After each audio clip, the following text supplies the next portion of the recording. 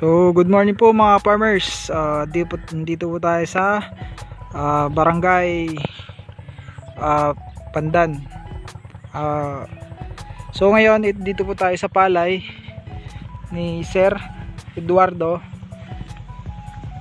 Yan po yung di pa na-isprehan ng growers bet. So bali ito ay pinapa-recover po natin. Yan, kaka-spray po lang po natin kanina. Po ditong ulan masyado, so pansin nyo naninilaw, ang daming kinain ng coal.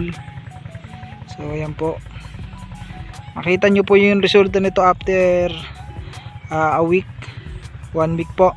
So ito po yung dosage na ginamit ko po dito, since pamparecover po, dinalwa ko ho sa isang sprayer, 2 lata ng growers bet 1000 plus foliar fertilizer. So yan po, makita nyo naninilaw. Yan, naninilaw karamihan. Yan, hanggang dun po yan sa dulo. So bali nasa 3 hectares po ito na paparecover.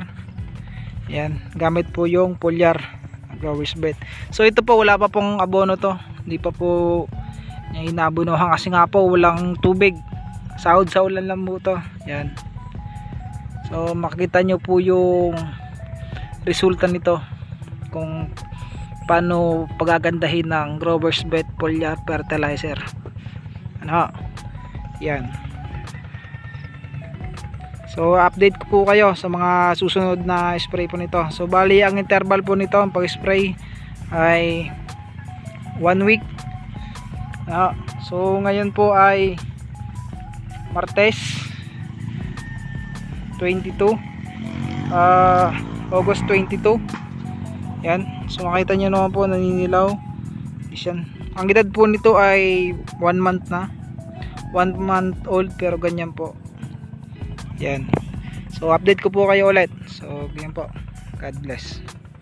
Please follow our Facebook page and subscribe to our YouTube channel. Thank you.